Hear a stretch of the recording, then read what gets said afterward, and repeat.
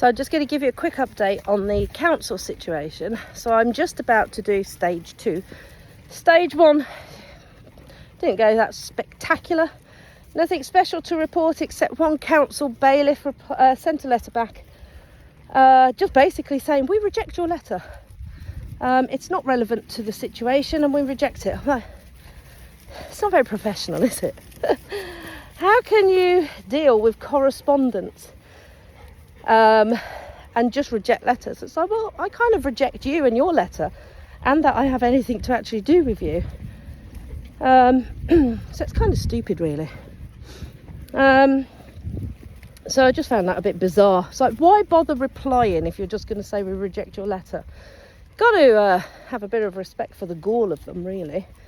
But I really have no respect for these very malicious and unprofessional and vicious people. The way they are collecting money off people who fall behind for whatever reason is really awful. So I'm just quite enjoying making them fight for anything now. They'll be lucky if they see anything off me. And not for long anyway, because I'm renting a place in Ireland, so I'm not fully feet on the floor in the UK anymore. Although my sale didn't go through because I had too short a window and just wasn't working, and the house market is pants here in the UK.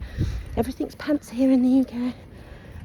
And I know a lot of my spiritual friends will say, stop being so negative. So, well, I'm not really. It's just quite rubbish. I don't like it.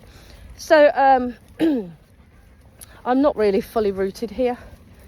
Don't really care about them, what they say or what they do. So I'm just looking at my options and seeing what I can do and how I can do it. And I just can't believe it. They just went, oh, we reject your letter. It's very childish, very unprofessional.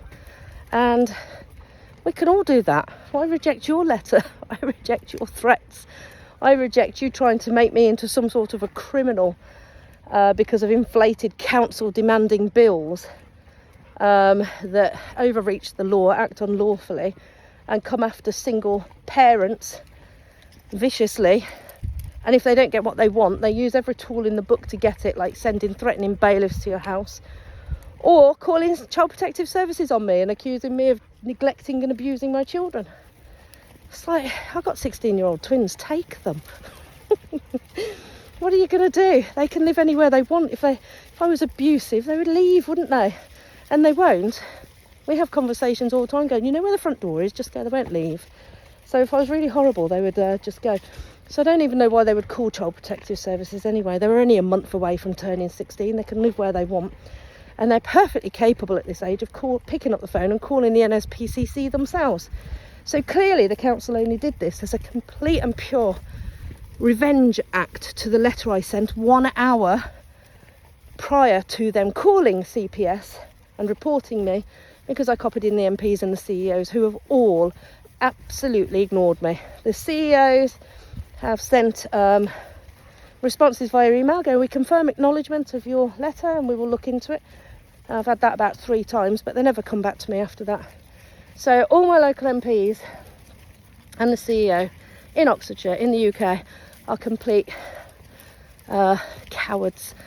They will not liaise with me, they will not respond in emails, and they will not address the harassment and abuse that I've been put through from the council and their little gang of bailiffs. So it's really, really disappointing that these are the people in charge of our communities, because you know what? They're really immature. They're really, really unkind, horrible people. And it's really lost my faith in our, UK status. The government, the councils, they're creating a really unpleasant civilization here. And, it's like the fish rots from the head, from the top. So if you've got somebody leading who's rotten, it's going to carry on and rot down. So the fish always rots from the head. So the people heading our communities and our government are rotten fishies, basically. And then it's rotting everything around them, everything they touch. So we just have to keep standing our ground It's amazing that you sign petitions and they just ignore the petitions. That's dictatorship. And anyone who knows me knows that I'm the biggest rebel on the planet. You try dictating to me and you're going to get a right rebellious response. It's like, no, I'm a rebel. That's why we just have to stand our ground and work to improve it, you know. And I'm just doing what I can to keep our options open and to keep our mine and my children's lives and futures full of opportunity, depending on how it all goes here. So by the time they finish university, they will have an EU passport, a UK passport, and probably an Italian passport. So this is what I'm working on. I'm renting places in Ireland and Italy. I haven't started Italy yet. I'll start that in spring. But yeah, this is my plan, and I'm really excited about it. So I think I'm going to really enjoy setting up these 3 different futures so that my children can switch between which ones they want: UK, Ireland, Italy. And of course, at that point, they'd even be able to get out of the EU completely and go live anywhere they want. I've told them very clearly, and they're listening, but with university and college, make sure you pick things that keeps your future opportunities as wide open as you can, so you can work anywhere in the world and remotely. So I don't want them training in certain aspects that means that they can only work in the UK, you know. Like law is very restrictive. If you're a lawyer, even in America, you have to requalify to change states. So it doesn't give you much freedom and flexibility, and their father's a lawyer, so it doesn't help them. So anyway, I'm rambling now, but I just thought I would let you know that the council's little gang of bailiff bully boys who want to show up at vulnerable people's homes with the police just to intimidate you a little bit more, rejected my first stage letter from the I Am communities. I just find it really laughable. It's like, oh my God, it's so petty and unprofessional. And it just goes to show that how desperate they are, and they don't know what to do. They won't answer you properly because they're too scared to put anything in writing, because they actually are doing a lot of things wrong and they shouldn't be doing it. And Martin Lewis has got things signed off within government to kind of make them be a little bit better behaved going forward. It's a starting point, but it's not everything that needs to be done.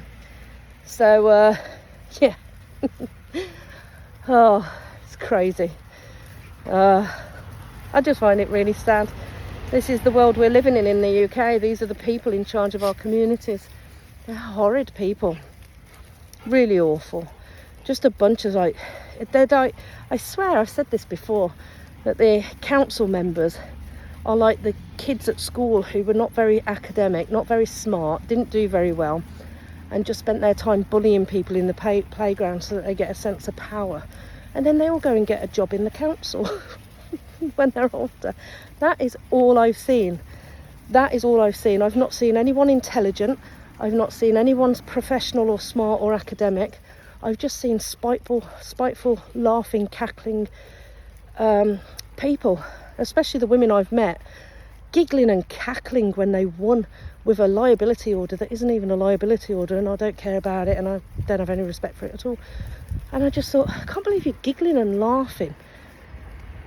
You know, when you're actively stressing and hurting people's lives and messing with their lives, it's just nuts. So I really do think, now we know where all the bullies from your school playground go. They go work for your councils in the UK. Well, I suppose there's a job for everyone, isn't there? So I hope you found this useful, and now I'm going to start stage 2 of the I Am community. Other people have ignored me with stage 1.